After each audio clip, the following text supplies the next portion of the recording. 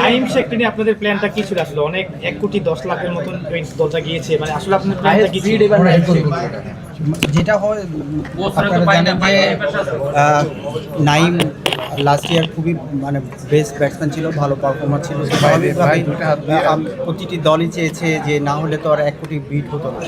তো আমরা আসলে ওই ইচ্ছা ছিল নাইমকে নেওয়া। তারপরে প্রত্যেক টিমের একটা বাজেট থাকে, ওই আমরা আসলে আমাকে তো একটা প্লেয়ার নিলেই হবে না, আমাদেরকে একটা বাজেট দেওয়া হয়েছে এবং ওইটার মধ্যে 12টা প্লেয়ার নিতে হবে। তো আমরা আসলে সেই চিন্তা করে আমরা আমাদের যতটুকু অ্যাবিলিটি ছিল আমরা সেই পর্যন্ত আসলে রিচ করেছি। এখন আনফরচুনেট সেটা পাই নাই, সেটা তো আসলে আমরা ওর রিপ্লেস হিসাবে আমাদেরকে যেটা বেস্ট মনে হয়েছে সেটাকে পিক করার চেষ্টা করেছি। মিরাজ ভাই, আপনাদের দেশীয় প্লেয়ারগুলো নিয়ে আপনারা কতটুকু সন্তুষ্ট? অন্য কাউকে চেয়েছিলেন কিনা বা প্রত্যাশা অনুযায়ী হয়েছে কিনা আপনাদের দেশীয় প্লেয়ার? আপনি দেখেন ফার্স্ট বিটিংই তো নাইম শেখ অনেক দাম আমরা চিটাগংয়ে উঠিয়েছি, কারণ যেহেতু নাইম শেখ লাস্টে টপ পারফর্মার ছিল এবং ও সবসময় ডোমেস্টিকে অনেক ভালো খেলে। আপনি বিপিএল দেখেন, ফার্স্ট ক্লাস বলেন, তারপরে আপনি সব যে টুর্নামেন্টগুলো সবসময় পারফর্ম করে থাকে, সেজন্য আমরা ওকে চেয়েছিলাম। আর যেহেতু লাস্ট ইয়ার খুলনায় খেলেছিল, আমার আন্ডারে খেলেছিল, ও পারফর্ম করেছে, ওর প্রতি কনফিডেন্টটাও ছিল।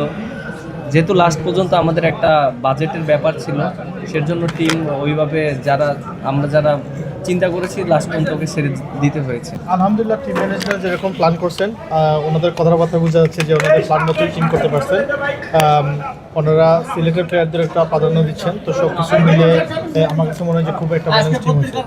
আর মিরাজ ভাইয়ের প্রায় তো আমরা খুশি, এর জন্য তো উনি আমাদের সাথে ডাইরেক্ট সাইনিংয়ে আছেন। গতবারের টুর্নামেন্ট সেরা পারফর্মার ছিলেন, তো ইনশাল্লাহ এবার আশা করি যে উনি সিলেক্ট টিমকে লিড করবেন চ্যাম্পিয়নশিপের জন্য। যাদেরকে চেয়েছিলেন বা যাদেরকে নিয়ে নীল নকশা করেছেন তাদের সবাইকে কি দলে ঘুরাতে পেরেছেন? টিম ম্যানেজমেন্ট তো এটা নিয়ে ওয়ার্কআউট করছে, আর যেরকম আশা ছিল ওই আশা অনুযায়ী আমরা মনে করি যে আমাদের আশা পূরণ হচ্ছে। দল নিয়ে কতটা সন্তুষ্ট? আরে ভাই কেমনে করবো, হাতে 7-8টা। এবার আমি নতুন দলে খেলছি সিলেট টাইটান্সে, এবং এটা আমি অবশ্যই অনেক এক্সাইটেড, এবং তারা আমাকে ডিরেক্ট সাইনিং করেছে এবং তাদেরকে অনেক ধন্যবাদ দিতে চাই। আর যেহেতু সিলেট চ্যাম্পিয়ন হয়নি, আমাদের চেষ্টা থাকবে যেন আমরা যেন সিলেটবাসীকে এবার কাপ উপহার দিতে পারি, কারণ এর আগে একবার ফাইনাল খেলেছিলেন বাট চ্যাম্পিয়ন হতে পারিনি, আনফরচুনেট।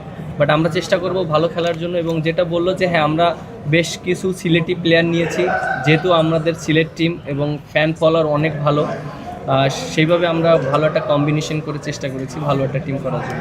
মোহাম্মদ আমিরকে আপনারা ডেটস নিয়ে নিয়েছেন, মোহাম্মদ আমিরকে নিয়ে কি বলবেন? আসলে অভিজ্ঞ বোলার এবং কি আগেও সিলেট দলে খেলেছিল। হ্যাঁ, ও তো অনেক এক্সপিরিয়েন্স প্লেয়ার, এবং দেখেন যে ওর যে এক্সপিরিয়েন্সটা আছে সেটা যদি কাজে লাগাতে পারি তাহলে টিম অনেক হেল্প হবে। Thank you. Thank you.